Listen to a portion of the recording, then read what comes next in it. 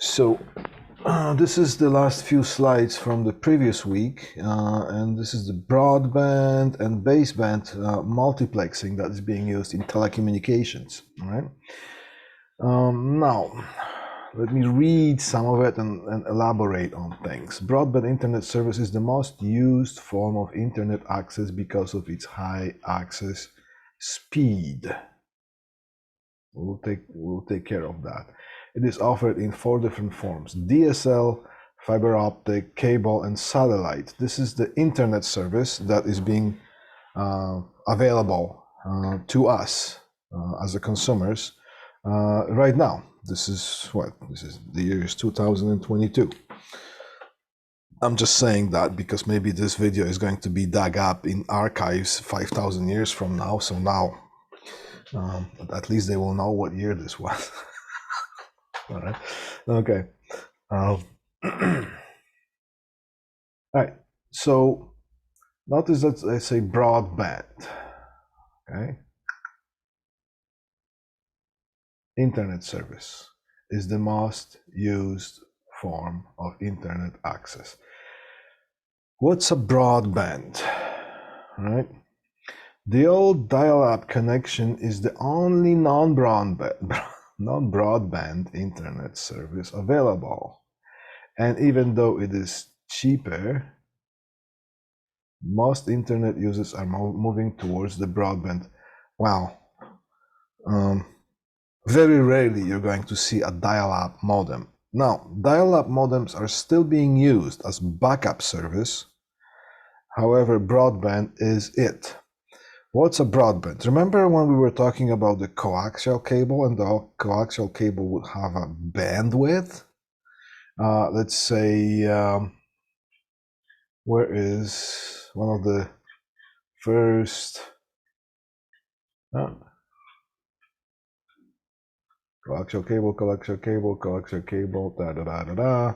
I'm trying to find that slide here that talks about. All right, here it is. All right, so coaxial cables, there are RG11, RG6, and RG59, or RG58. RG11 has a frequency limit of 3000 megahertz, which is 3 gigahertz, which means you can put a lot of channels on that. So it's just like the air.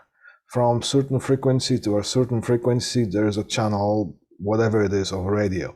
And then from somewhere else on the frequency spectrum, from one frequency to another, there's another channel, another radio station, and so on.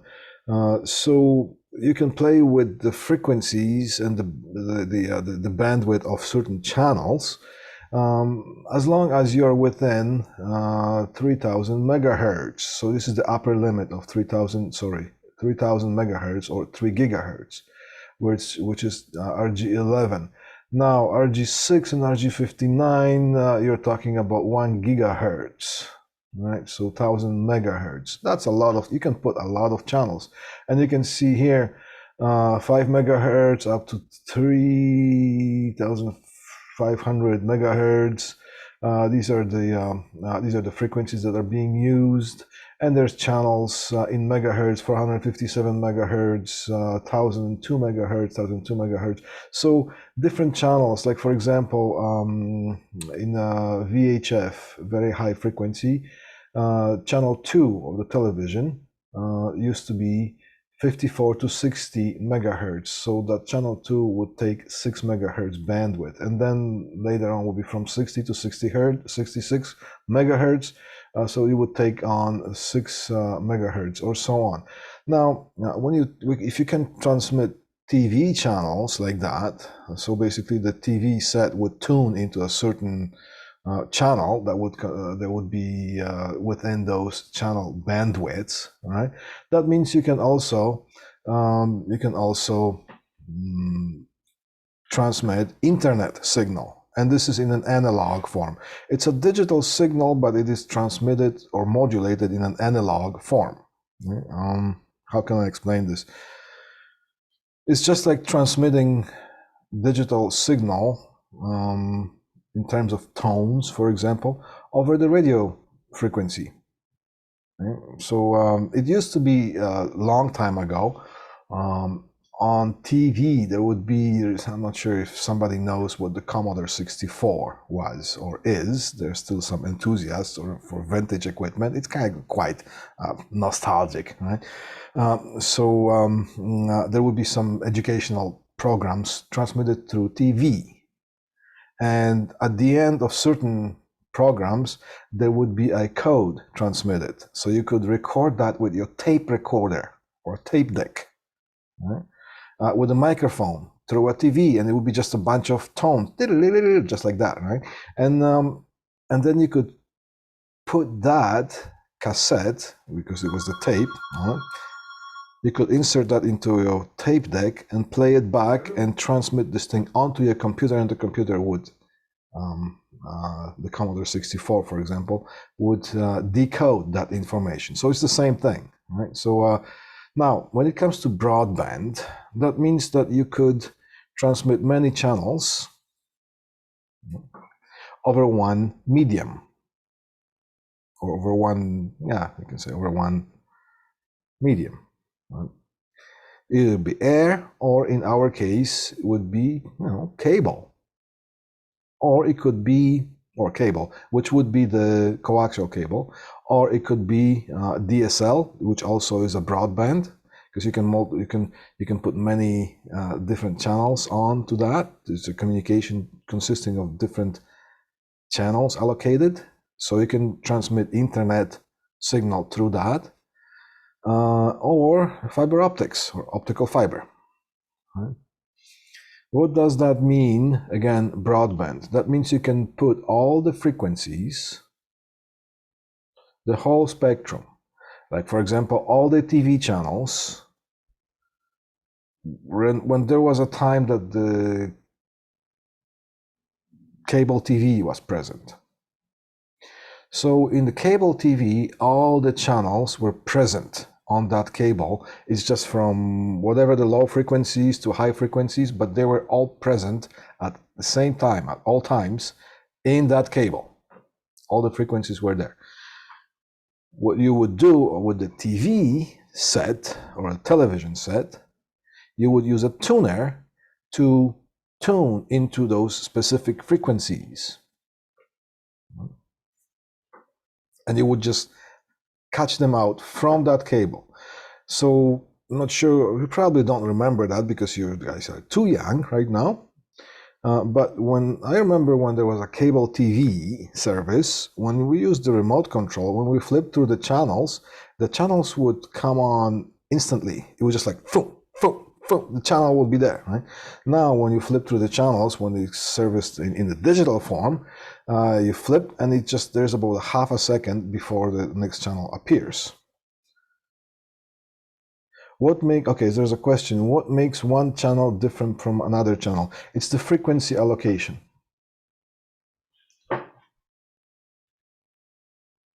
See here, channel 2, I'm just using the example of the TV channels. Channel 2, channel 3, channel 4, channels 5 and 6, for example, up to 13, for example. That would be the VHF band. So frequency, it would occupy the frequency between 54 and 60 megahertz. Right? It would have 6 megahertz. It would be 6 megahertz wide, that channel. And all the information that has to do with channel 2 would be within those two marks, 54 to 60. So at some point there would be a vision or the video signal. At some point there would be audio signal, stereo left and right. And at some point there would be maybe some sort of a synchronization or other carriers, all right, within that. All right, and then we move to the next channel. Let's say channel 3. You would tune into another, you would say, chapter of the spectrum. All right, and they would be from 60 to 66 megahertz. And the same thing from there to there, with reference of that beginning of that channel would be a video signal, audio signal, and some other control signals. All right, so that's how we differ between the channels. So this is the broadband type of transmission, or multiplexing. What's multiplexing? Multiplexing is transmitting many things in one pipe, so to speak. Many things through one wire. When the good old days, as I say, there was another one. There was a dial-up internet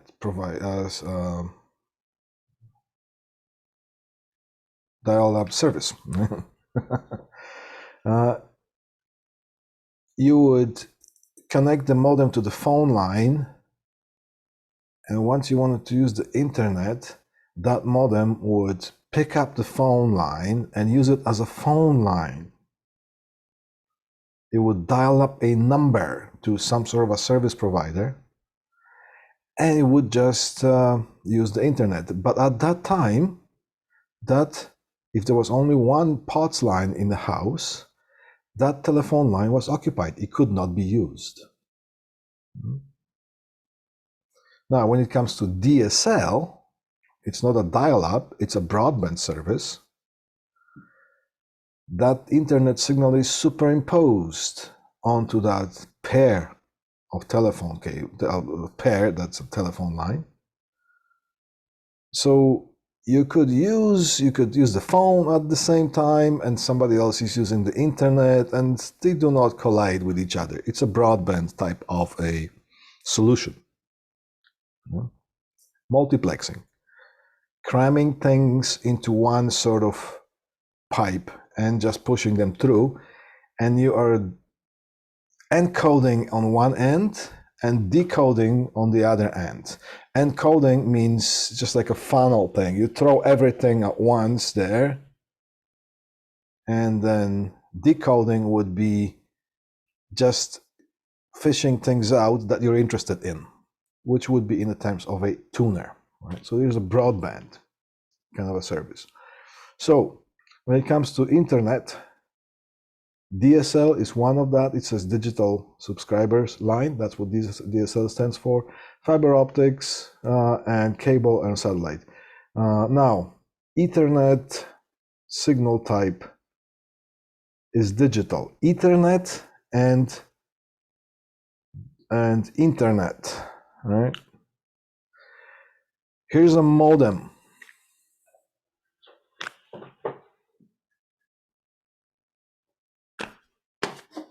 Wrong one.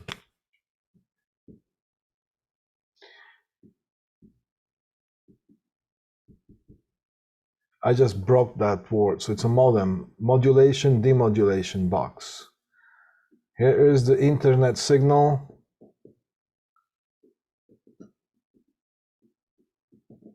Internet, and from the modem is Ethernet. Internet is provided in an analog form.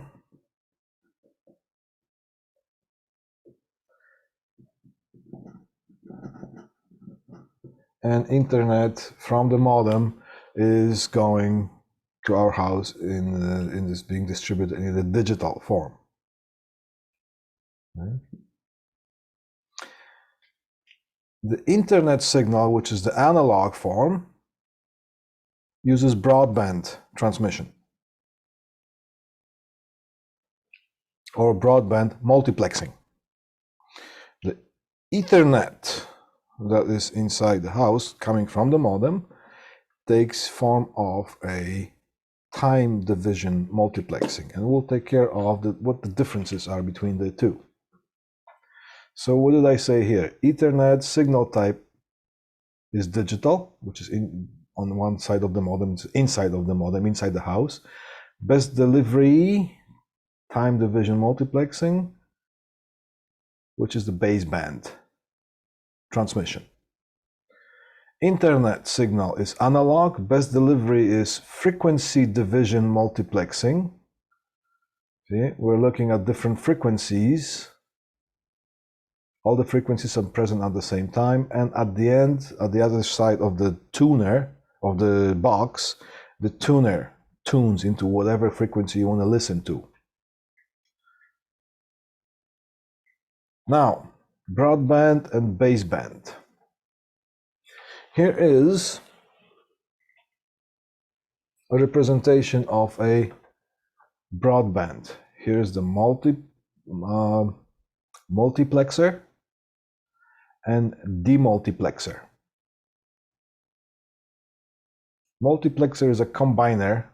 Things are being combined into something.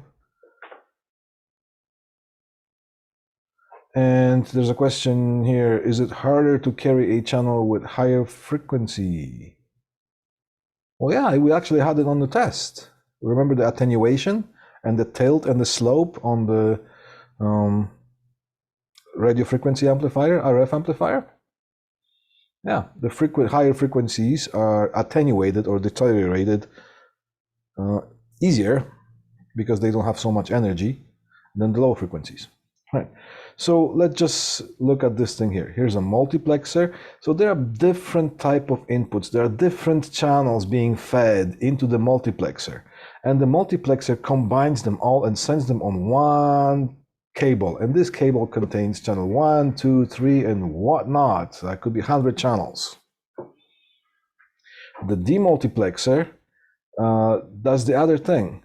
Basically, it just decombines those and sends those signals either one at a time, or maybe the multiplexer can do is just split them into different channels as well.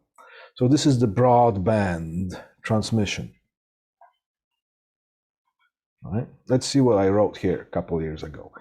Connections, broadband connections are divided into channels.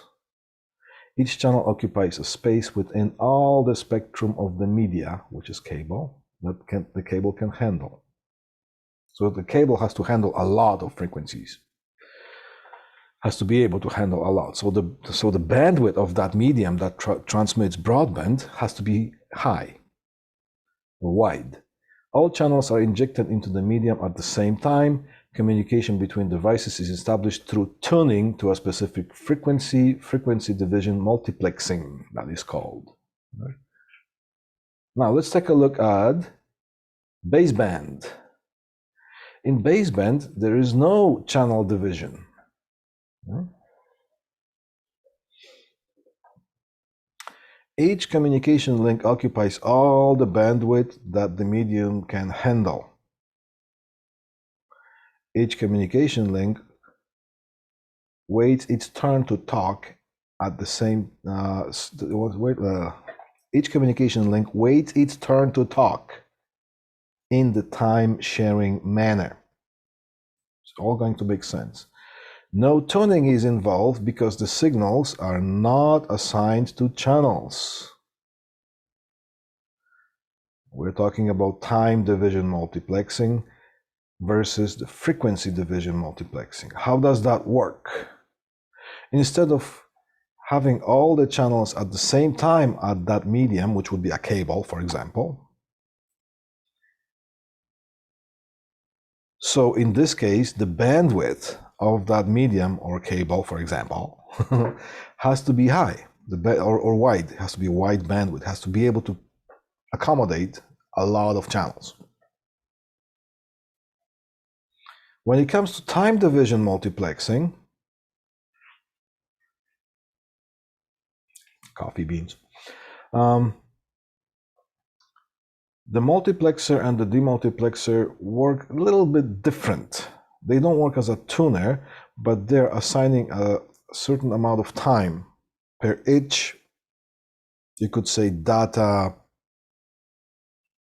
I don't want to use the word packet, but for lack of a better word, each data chunk. All right. So imagine that there's a wheel spinning, and there's another wheel spinning here, and those two wheels are synchronized. So when this wheel has a little kind of a contact pointer and it touches this channel D, for example, or the data that wants basically one kind of a transmission type of a transmission. Yeah. Then if the other wheel is synchronized with that, it's going to touch at the other end at the same time, the same sort of a channel that is going to be outputting it into this sort of a branch or circuit. And then when you click the wheel onto this one, the other one also is going to click into the same one. So then the other channel is going to be, so this channel is going to be talking. Whatever this channel is sending, it's going to be sent to this circuit. Whatever this channel is sending, it's going to be sent to this circuit, providing that those wheels are synchronized. Now, if those wheels are spinning at extremely high speed, and they are synchronized, those data transmissions are going to seem like they're each individual channels with no interruptions. So that's the time division multiplexing. Now, this medium does not have to occupy all the channels because you're getting one channel at a time. So the bandwidth of this medium does not have to be as wide. It just has to be able to accommodate one channel instead of all the channels at the same time. So here's the time division multiplexing, and this is the Ethernet type of a signal. And when it comes to internet or Ethernet, right? And this would be a broadband or frequency division multiplexing. And this is when it comes to, that's how your internet is being provided. And this is how things are being decoded. So when it comes to a service that goes into your house, this channel could be your telephone signal. And the telephone signal is going to go to your telephone circuitry. This red data chunk could be your television, cable TV or the digital TV. And that could be sent to the television, to your TV. This here would be your internet, and it could be sent to your modem, and so on. Right? There could be some other signals that there. So that's the idea of time division multiplexing. It's involved with the baseband or broadband that has to do with the frequency division multiplexing. Now, dial-up connection. I have to mention this because the way the dial-up used to work, as I said, there would be a modem, or would be a different type of a modem, still called modem, modulating, demodulating. It would pick up the phone line. Through the phone, it would dial some number to the telephone exchange. At the telephone exchange, which would connect you to some internet provider. And this way you would be able to communicate through the telephone lines. That would be the old ways, well, old ways. We're talking, early 90s. Is this still being used? Yes, it is still being used as a backup system. Sometimes networks fail. And when it's not crucial, like at your home or something, you're watching a movie or something like that, yeah, the internet fails, you don't get to watch the movie, you might get annoyed or frustrated. But even when it comes to commercial use, sometimes you might want to still have, it's important to have some sort of connection to the outside world through the internet. Right? So when it comes to commercial use such as stores, retail, for example, those dial-up, and actually they look like that, US robotics modems, they're still being made, they're still being used. How are they being used? Here is a typical rack. This would be the field wiring connected to the patch panel, and that's field wiring that goes to wherever they're going, computers, wireless access points and whatnot. They're being connected one by one to each individual port of a switch. The network works. Then that switch would be connected to the gateway or router, which would be connected to the modem, and the whole network works. Everybody is happy. Let's say it's a store, it's a retail store that has 5 cash registers or 5 POSs, point of sale. POS is point of sale. And every time transactions being made, those cash registers are connected, or the POSs are connected to the main network, which is connected to the VPN that belongs to that corporation. So the communication is going on. If the network fails, because things do fail, then no transactions can be made, which means money is being lost. So what happens at that moment when, for whatever reason, maybe the switch gets corrupted with the data or whatnot, then, well, the whole network is down. Yeah, it happens. So there is the dial-up modem here. What happens in this case? It's a common situation, common solution. All the cash registers go offline except one. And that one automatically is being connected to the dial-up modem. So if somebody wants to use the debit machine, or the cash register needs to communicate with whatever it needs to communicate, usually it goes with the debit machine transactions. Then every time somebody uses a debit machine or a credit card, that modem dials a number and some automatic circuitry somewhere in whatever the service provider is for the financial transaction. That circuitry picks things up, picks the call up, it makes a connection, gets a handshake, says, hello, I'm here, my name is, there's a transaction, okay, blah, blah, blah, blah. So everything goes through the phone line, and then the transaction is done, the line is released, the modem hangs up that line, and then the next client comes. So the transactions are going to go much slower, plus all the other cash registers are offline, but one is working. Things are slow, but still the transactions can be made. So that's how the dial-up modems are still being used. And it's a very common, there's a very common thing that's being used, especially in the retail. You would not use that in the hospital. It would be a different type of communication. But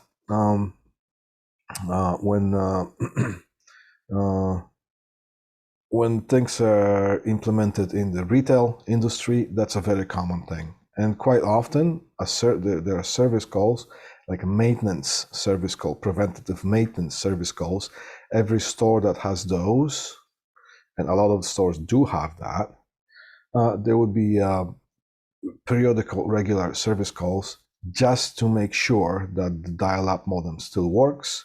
So it would be, some slower hours, technician would come and would make the network fail, and it would make just to make sure that the dial-up modem kicks in properly and the communication is being made, and things are being checked off and move on to the next store. So that's as far as that. So we just talked about the baseband, which involves time division multiplexing, and the broadband that involves frequency division multiplexing. Take a look at that, analyze it, and basically try to grasp that. And if you still have some sort of if you don't fully understand, if you still have questions, by all means, it is important concept to get, right? Because multiplexing is not only used in the internet, multiplexing is used everywhere. All right, so this is the type, this is the stuff that we had to cover when it comes to the coaxial cable lesson. All right, now we're going to go on and continue with the 25 pair color code. All right, so switching gears.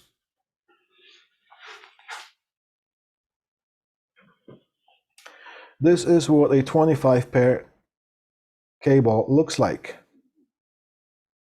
When it comes to especially telephony, or maybe some other control type of signals, or maybe intercom. Instead of having a bunch of cables, and a cable is basically a pair or two or whatnot, enclosed in a jacket. So it's a cable. So instead of having a bunch of cables, that would be 2, 3, 4 pairs, you can trunk them into bigger cable with a lot of pairs. So this is what 25 pair cable looks like. Also, the trunking is basically enclosing many pairs into one, or many circuits into one cable. They also come in 100 pair. But let's take care of the 25 pair first, because if you know what the 25 pair is about, 100 pair is basically the same thing but multiplied by 4. In order to make things nicely organized, the pairs are color-coded. So when you connect one sort of patch panel, if you can say that, or termination block to another termination block somewhere else with the 25 pair cable,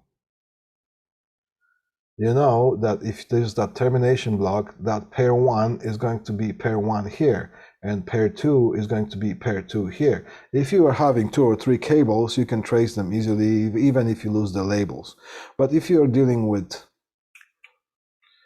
500 pairs, it is extremely important that things are organized.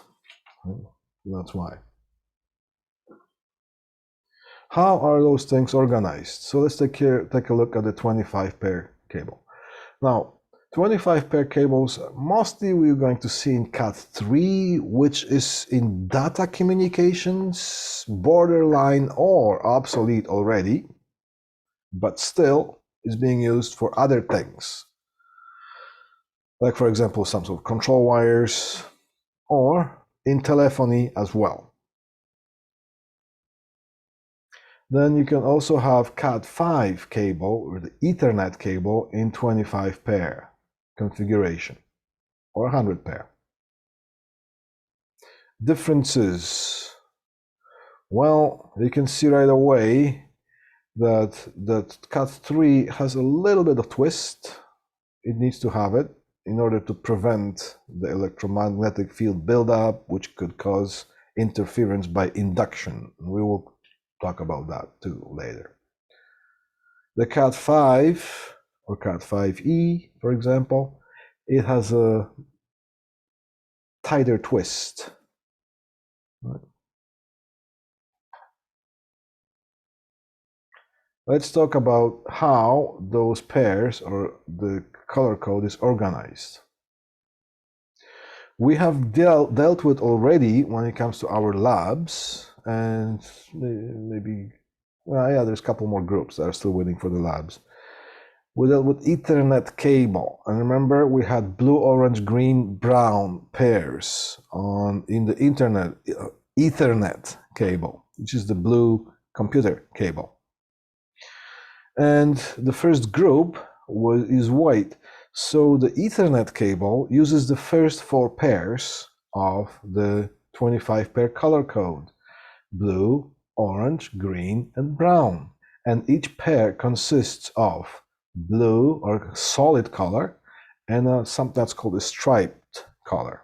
And it's all, so the solid color would be completely solid, and the stripe would be white, for if this is a white group, with dashes of whatever the solid color is. Okay. So the first 4 we have. Pair number 1 is white-blue. Pair number 2 is white and orange. Pair number 3, white and green. Pair number 4, white and brown. If there were pair number 5, it would be white and slate. And then these are the designation colors. So they repeat: blue, orange, green, brown, slate. And again, blue, orange, green, brown, slate. You remember the first 4 colors already because it's blue, orange, green, brown. Just add the gray one. Slate stands for gray, and you already remember the first 4, or you remember all 5 colors of the designations. Then we have the groups, right? Or they have the base color. So the first one that we know in the cables that we used, they're white. Then they're red, black, yellow, and violet. Now I'm going to present it to you in a way that you will remember after about 2 or 3 minutes from now. You will remember all the color codes, all the color code, without having to write it down.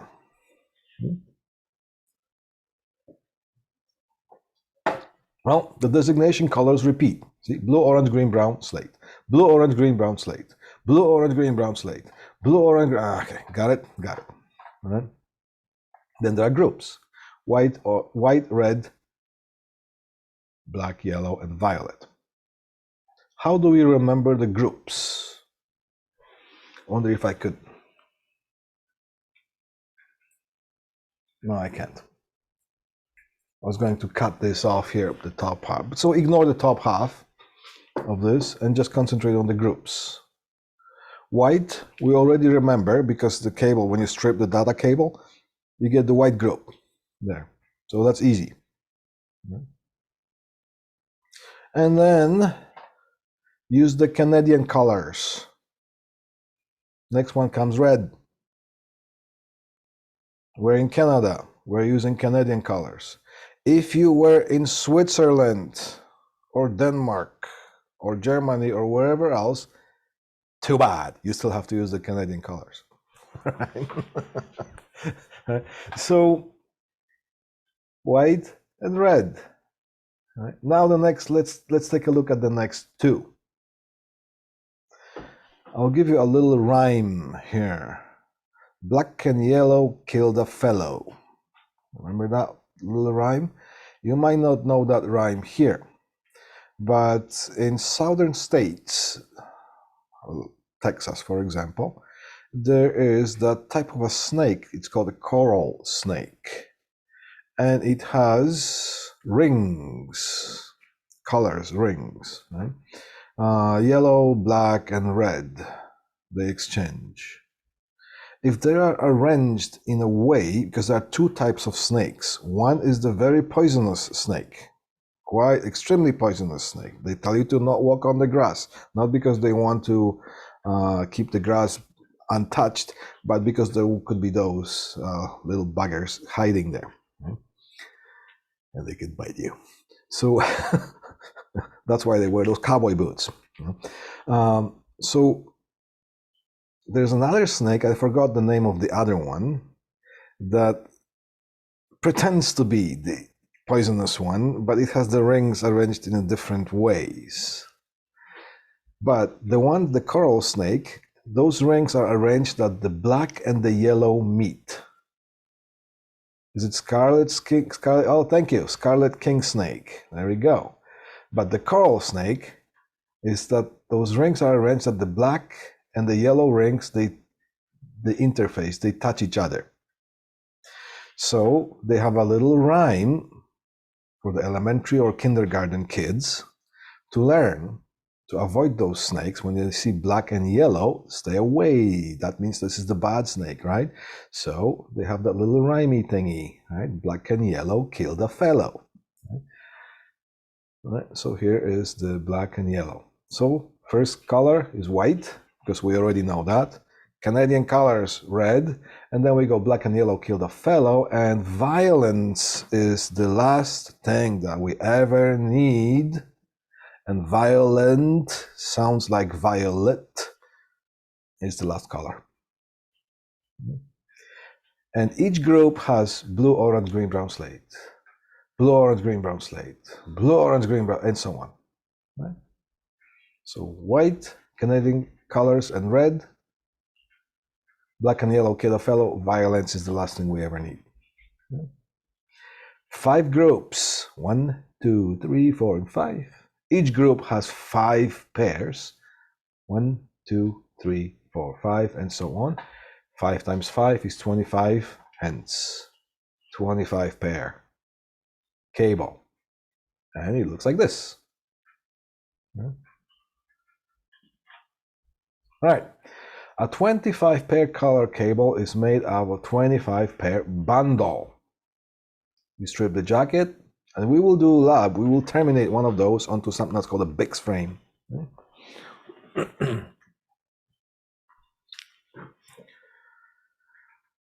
Now, 100 pair cable is 4 of those in one jacketing.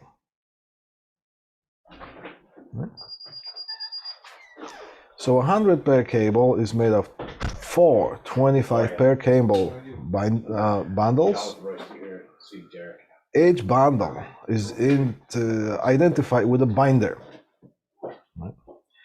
So here's a 25 pair bundle, here's a 25 pair bundle, and so on. So 4 of those. A binder, it's a ribbon. When you strip the 25 pair, single 25 pair cable, you're going to find a little binder or a ribbon that kind of spirally wraps around the whole bundle. And it's going to be white or white blue. So one of them is going to have white or white blue ribbon right here. Look at this. And sometimes it's just a white kind of a string that looks like a ripcord, depending on who makes it. Then the bundle number 2 is going to have orange, see, white, orange, blue, orange, green, brown ribbons. Oh, see the blue, orange, green, brown. So the bundle is going to be bound by the ribbons of the certain colors. So the first bundle is with the blue ribbon, second bundle is bound with the orange ribbon, third with the green, fourth with the brown.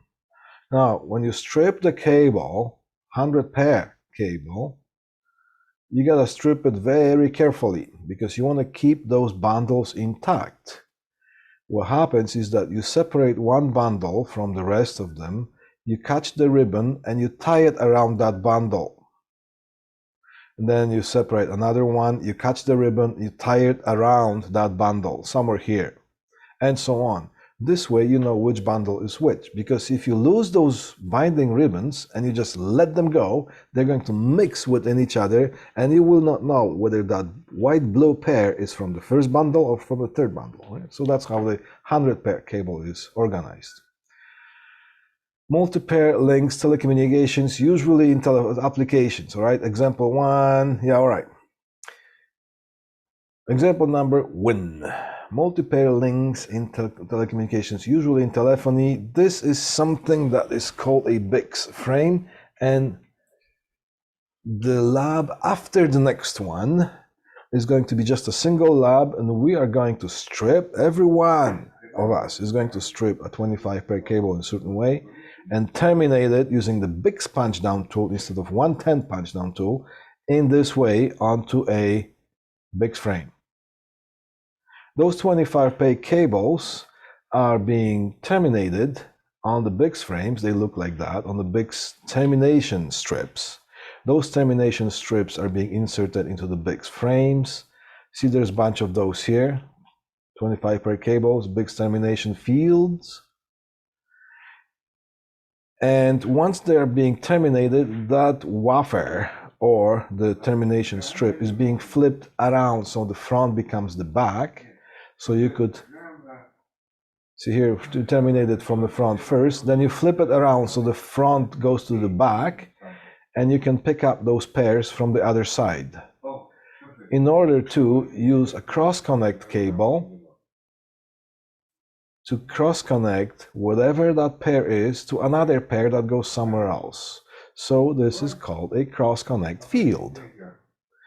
1, 2, 3, 4. 1, 2, 3, and 4. Here's 100 pair. 1, 2, 3, and 4. Here's another 100. 200 pairs.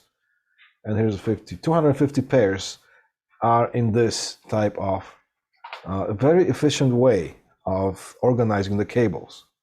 250 pairs into this sort of like, looks like it's slightly bigger than the letterhead. And here is the cross-connect cable. You can punch it from the front and you can run it to wherever. This could be a field wiring terminated on the big frames and so on. And if it's done nicely and neatly, and these are those designation strips, you can label which pair is which or whatnot. There are stickers, or you can print them, or you can just use, not recommended, but better than nothing, some magic marker or permanent marker. A question: can one multi-25 pair connection cut 5 and cut 3 in the same cable? No. It's either one or the other.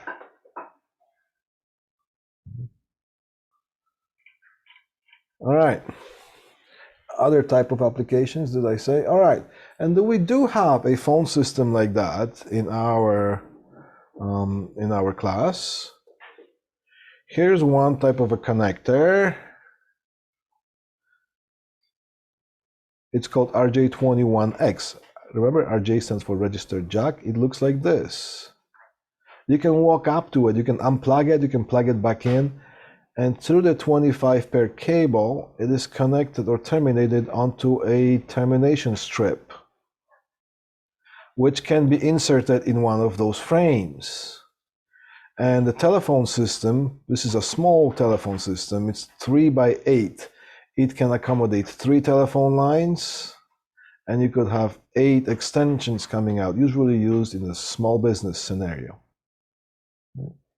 So the extension number 1 would be pair 1, extension number 2 would be pair 2, and extension number, those wires would be run from the field to the specific telephone outlets. And from there, you could use cross-connect wire to connect it to that cable that goes into here. All right? So that's one of the applications, cross-connecting. And then maybe there's going to be a bunch of nothing, and then maybe the last pair is going to be a music on hold that you would connect a radio or something. So if somebody's being put on hold, they can listen to music and whatnot. And another one would be an output for a paging amplifier that you would connect the distributed audio to, that we did one of the first labs, the second lab here, right? So that's another application. And these are the references of whatever pictures I use and whatnot. If I had to, if I got them from the internet, I had to put a reference. So it's all there in the downloadable document that you have. Let's just quick review here. Remember the colors? First is white, the groups, right? We have group of white because we already know once you strip, remember when you strip the data cable, you get the group of white, blue, orange, green, brown, and slate, group of white. Remember the Canadian colors? Next group comes red. That would be red, blue, red, orange, red, green, red, brown, and red slate, as opposed to white, blue, white, orange, and so on. So Canadian colors, and then black and yellow kill a fellow. So we got black and yellow, and then violet, because violet is the last thing we need. And the designation colors are blue, orange, green, brown, slate. Slate stands for gray. Why is it called slate, not gray? Well, sometimes you're going to see the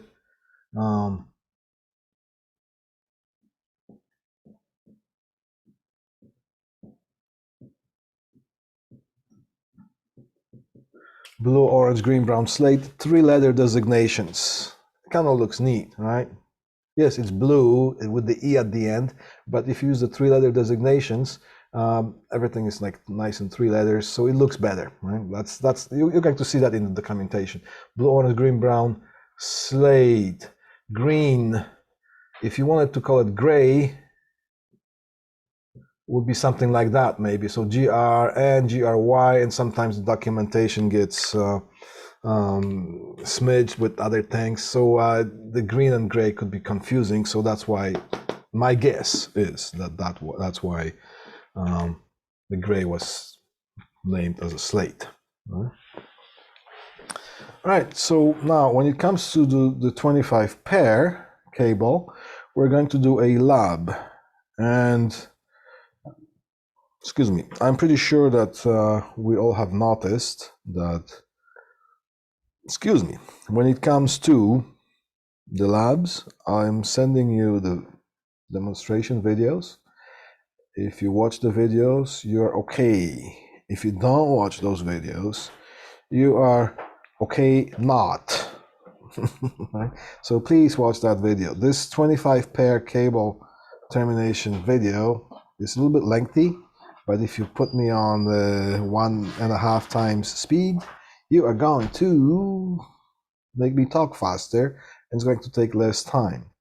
But please watch that video when the time comes in order to be able to do the lab properly. Plus, you're going to accommodate the proper knowledge. There's a little bit more than just showing you how to terminate and strip those cables. There's some knowledge there involved too. Yeah. And that is it for today's lesson. Are there any questions about anything? Well, don't ask me why life is so hard. Anything that has to do with the topics that we covered.